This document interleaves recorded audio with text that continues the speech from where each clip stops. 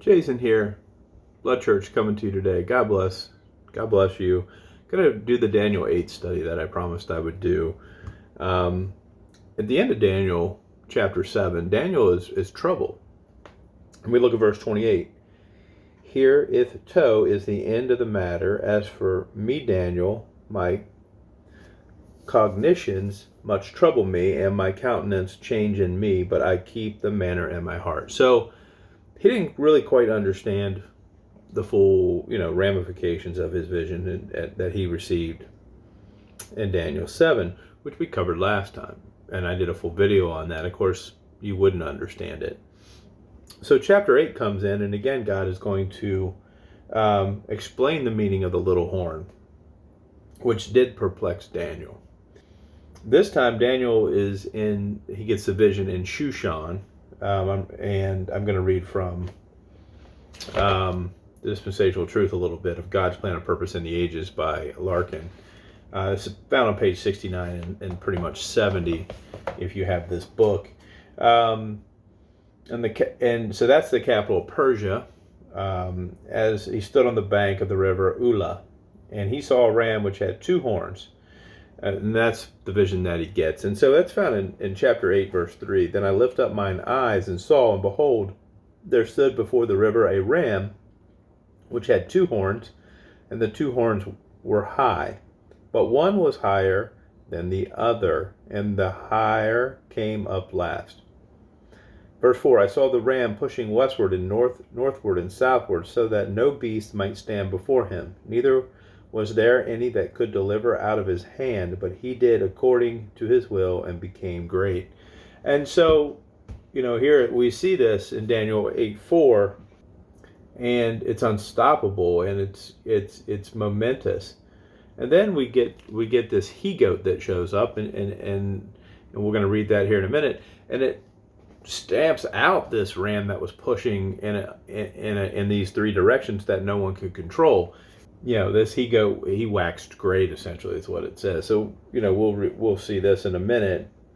Verse 5, and I was considering behold, as he goat came from the west of the face of the whole earth, and touched not the ground, and the goat had a notable horn between his eyes, and he came to the ram that had two horns, which I had seen standing before the river, and ran unto him in a fury of his power, and I saw him come close unto the ram, and he was moved with chlorur against him, and smote the ram and brake his two horns, and there was no power in the ram to stand before him, but he cast him down to the ground and stamped upon him, and there was none that could deliver the ram out of his hand. That's verse 6 and 7 5, 6, and 7 in chapter 8. And so therefore this goat, it waxed really great, and basically exceeding great towards the south, towards the east, and towards the pleasant land, which is Palestine, which is what we'll see here in a minute.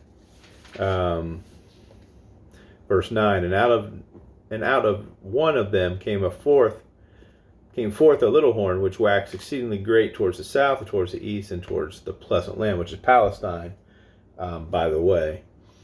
And in verse 10, and it waxed great even to the host of heaven, and it cast down some of the host and of the stars to the ground, and stamped upon them. What we see in the Bible, when the battle in heaven occurs between Michael the archangel and Lucifer, against Lucifer and the fallen angels, that they lose the battle in Revelation and they get casted down. Remember, Revelation goes very closely with Daniel. Here's an example where I believe that it says that in verse 10 that some of the host and the stars to the ground and stamped upon them. I believe this is when of course that battle, this sort of reference to that battle, in my mind. So again, Daniel sort of sought for meaning of this. He didn't quite understand what was just given to him. And how would you blame him? He doesn't really have a Bible to read or whatnot, and he doesn't know what this vision means. And then Gabriel appears, and this is in verse. Well, let's read verse 12, because I think it goes along with the tribulation quite well as well. And And host was given him against the daily sacrifice by regression of transgressions, and it cast down the truth to the ground, and it practiced and prospered. So there's the daily sacrifice mentioned. 13, then I heard one saint speaking, and another saint said unto the certain saint which spake, how long shall be the vision concerning the daily sacrifices and the transgression of desolation? So there's again the revelation where the Antichrist or Satan will enter the Antichrist body if they lose the battle and go in to the temple of Jerusalem and break the agreement with the Jews essentially and cause the desolation, to give both the sanctuary and the host to be trodden underfoot. 13. And then verse 14, and he said unto me, until 2,300 days. Now this is, and then shall the sanctuary be cleansed. So this is one of the great sort of mathematical issues, I think, with it's just a mess, really, of 5 conflicting dates that are found in the scripture, and of Daniel's 70th week. Now, obviously God has better understanding than us, and I don't believe anybody has solved this mystery. I've researched it. I have not seen this mystery being solved. But Daniel 9:27 and makes it clear that Daniel's 7th week is a period of 7 years divided into 2 periods of 3.5 years each. Daniel 7:25 showed that I covered as well in Revelation 12:14. You can see that too. The last half is called the Great Tribulation. That's found at Matthew 24:21. And the time is described as a period of 42 months in Revelation 11:2, or 1,260 days, right, if you want to do the math on that. But if you added the days of the period of the 42 months, if you added the days of both halves, of Daniel's 70th week together, it gives you 2,520 days, if you do the 1,260, right, times 2. And in the verse, Daniel records 2,300 days, there in verse 14 that we just read, and he records 1,290 days in Daniel 12:11, which we haven't gotten to, and in Daniel 12:12, he records the 1,335 days. And so, depending on what's going on here, but if the Great Tribulation is what he's referring to, then the 2,300 days is 1,040 days added to the 1,260 days. So again, it gets into screwy math. I have an economics degree, so I'm sort of good at math, but this, again, it doesn't seem to compute, and I don't understand it, God's wisdom. So it does compute. It will make sense. And the question is, does the extra days come for the cleansing of the temple? Does it come before? And then there's the whole thing about the 45 more days added to it. So if you take the 1,290 days and you add the 30 days and the 1,335 days, and that, and you add 45 more days to the 1,290. So it's sort of complicated. I think I had a video where I tried to go through a little bit about it, but again, it's just a great sort of mystery there. But what happens in verse 15 is he gets clarification from Gabriel, the angel, and so he starts to try to have understanding about the ram's horns. And verse 24, we'll just jump down. And his power shall be mighty, but not by his own power, and he shall destroy wonderfully, and shall prosper and practice, and shall destroy the mighty and the holy people. The Antichrist gets his power from Satan. We know that. Revelation 13:12, for the purpose of committing suicide on the Jews. He's going to kill a bunch of Jews during this period of time.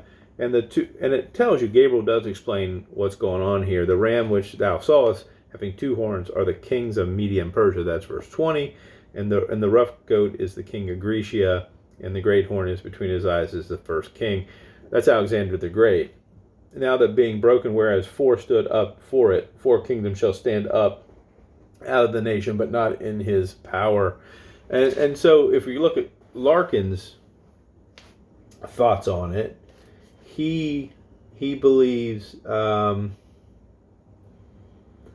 these that, of course, after Alexander the Great of the Media-Persia kingdom was divided up into four different leaders, essentially. These four horns stood for the four generals of Alexander's army, who divided his kingdom amongst himself when he died. Cassander took possession of Macedonia. Lysimachus seized upon Thrace, western Bithynia, lower Pergia, Mysia, and Lydia, and Seleucus took the remainder of Asia Minor and the east, including Syria and Assyria.